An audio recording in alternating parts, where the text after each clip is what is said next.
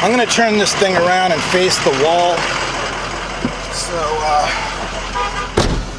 or at least get out of the sun so you can see what we're looking at. Let's see here. I'll just face the wall. Got a backup alarm, of course. Alright. Okay. So, now, let's put it in park. So our radio, you'll notice right away it's got a much different radio from the regular stock Ford. It's got a touchscreen radio. The reason why it has this radio is because it's also a screen for the cameras. However, here's the bad part. They've been disabled, and the reason why they were disabled is as soon as you put your blinker on, it would go to, if you put your left blinker on, the left fender camera would come up on the screen. And when you did the right camera, it would come up on the screen, and then if you put it in reverse, that would come in, but it was all tied in, so it was all or nothing. Ideally, it would be great if just the backup camera came on so you could see behind you. The reason why it was disabled was, I guess Leader didn't realize at the time that when you put your turn signal on, they found that people were more inclined to look here instead of in the mirror over here where you should be looking. So, you know, in theory, it seemed like a good idea to have side fender cameras, but so I don't know what it would take to just get it working. I have a feeling it's just disconnected somewhere, and you know, there's that. So unfortunately, that's the situation. So let's get to the other Ford stuff. The air conditioner, bam, that feels wonderful. There's that, and then you got the speed control. There's 2 medium settings and a low. Put it on high so you can hear it. And then you got normal AC, vent. You can hear the actuator door moving when I turn the knob off. Floor, mix, and defrost. That all works great. You got the you got the Ford horn. Oh, it's on air horn. Let's see how. Oh, if we do that, let's see.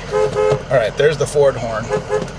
And then if we put the siren power on, then that gives us the air horn. And then if we hit it we turn the knob to manual, as soon as I hit the horn right now, it should go siren. Yeah, all right, so there's that. And then if we put this on HF, as soon as I hit the horn, the siren's going to continue to go, and I'll be able to cycle through Yelp and Whale just by hitting the horn. You double click it, or you just single hit it, and then if you double click it, that kills it. So pretty convenient for your driving. You'll notice up here all of the lights, the switches. There's primary and secondary, headlight flasher. The strobe intensity, you can actually knock down, disable the strobe. So if you're in a dark neighborhood, you don't want to blind the whole neighborhood, you can have some lights on and not, you know, without the strobes. Fog lights, but this doesn't have them. Backup alarm cut off, and then there's idiot switches here. If someone leaves the rear dome lights on in the patient compartment, you can turn them off from here, as well as the heat and AC, you can kill that from here. And then you got your right and rear and left floodlights, and I'll show you all that in a minute. And then that is the amplifier for the intercom system. So there's that. And then there's integrated speakers in the ceiling. These are not for the radio speakers. These are for your two-way radio speakers. That's what those are for. The radio speakers are the ones in the door. There's a center console here. You can put radios in here. This is an aluminum top, so you can easily cut into this sheet metal and mount your radios there. There are cup holders. This post was for if you wanted to have an MDT, but this vehicle never had one. It was just set up for one. And then there's area there for your clipboard and patient care reports and all that stuff. There is a handheld spotlight. You see that? So if you're looking for an address or something and you want to, you know, just hold it out there and look for whatever you're looking for. There's that. So let's see. It's got power windows. There's the passenger side, the driver's side. It has power mirrors also, which for a Type 2, not all Type 2s have power windows or power mirrors. A lot of them are just stationary, and you see over there, which is I don't know. I'm a huge fan of power mirrors, and then you know power door locks, and then let's see what else. So it's windshield wipers. I'm going to go ahead and push it and make the water spray out, and there's that. And then of course you got super fast, a bunch of settings in the middle, and then low. And let's see the mileage here. Let me zoom in on that.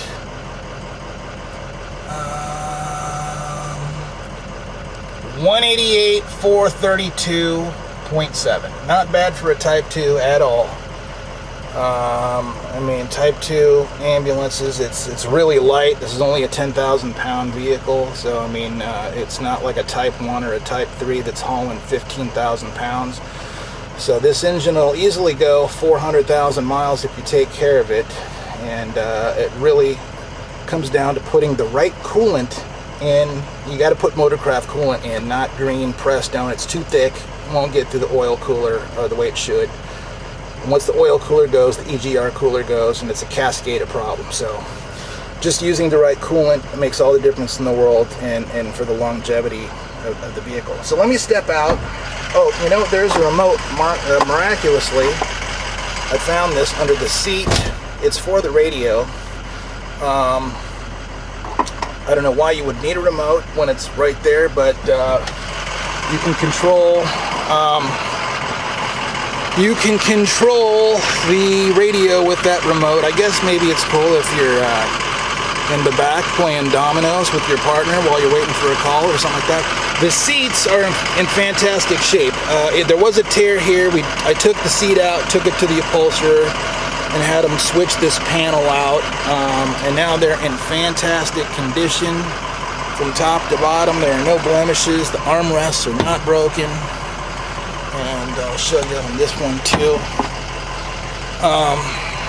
You'll notice the door panels, they don't have that pocket. It's kind of a pointless pocket. It's one of Ford's bad designs to have that pocket. So Leader just put this blank there that's got a reflective stripe, so passing vehicles won't take your door off if it's nighttime. Both doors are like that. We'll go over on the other side and I'll show you that. The floor is in fantastic condition. A lot of times you'll see there's like a heel hole right there. There's nothing like that. We'll go around to the other side and make sure I unlock the door. The tire tread's in great condition, and you'll notice there's no rust under there. I'll light this thing up in a second so you can see. Let me just show you the tires. See if there's no rust. The frame is in mint condition. And that shiny paint that doesn't have, you'll see there's a little bit of paint overspray from the painter painting this thing. You can see the leaf springs have a little bit of paint on there. But yeah, I just sucked when we took all the decals off. I'm like, wow, you know what? You could totally see what it used to say. There's the spare tire. And, you know, who wants to have to buy an ambulance and then deal with having to paint it and all that stuff? So we just went ahead and painted it for you. And there's the frame back there. No accidents or anything like that. Everything's straight. Let me light this thing up and you can see what it looks like. Just one touch. You hit that one button there. These are all LEDs, and they're wheeling lights, so they're programmable. If you don't like what they're doing, you can change, you know, any of these lights to go faster or do a different pattern.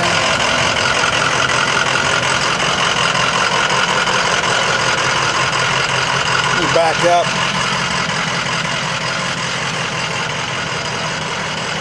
So you can see the floodlights. You see rear flood, rear right and left flood. All right, so now we got the floodlights on. Let me go around to the rear.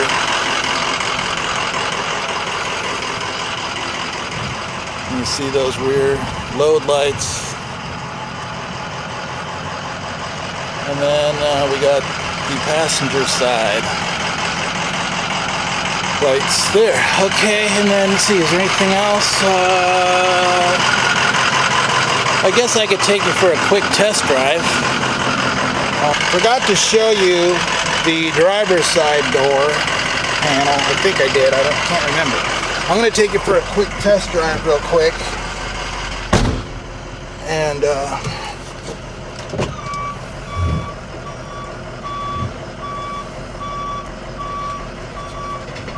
we'll just go out real quick.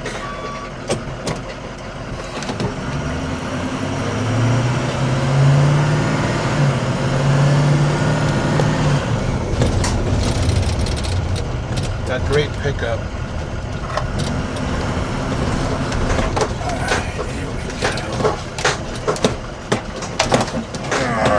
The headset cords flopping around. Here we go.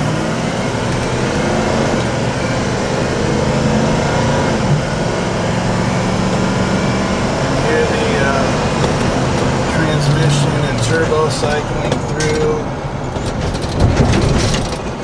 Go up here.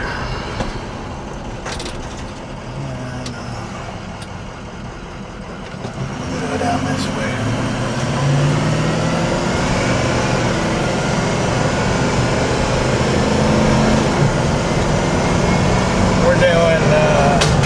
Say 40 miles an hour right now. I'm going to turn around and go back the other way. I don't have a license plate on this thing, so I don't want to go too far. And if we do, we go quickly. I'm going to have to let this car go by. Okay.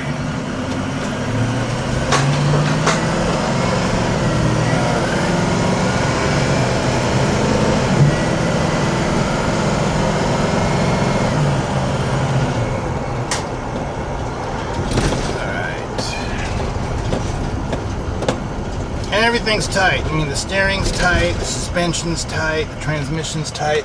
It's not loose and sloppy. And I'm going to get on the gas here. We're going to see if we can get it up to about 50. And yeah, we're at 50 miles an hour right now. Fantastic brakes as we run out of road here. And there's your test drive. If you have any questions, you can email me at chrismedic@yahoo.com, or you can call me 323-228-2842. If you have any questions, if you live far away and you're interested in this thing and you want me to ship it to you, I do work with a shipper that goes all over the country for me. Just to give you a general idea, if you lived in like Nashville, Tennessee, say, from Los Angeles, that would be about $2,500 to get this thing to you. So something to consider. Certainly if you want to fly out and drive it back, that's an option too. But we'll talk about it. Give me a call and let me know what your circumstances are, and I'll tell you what I think would be the best solution. All right, thanks for watching. Bye.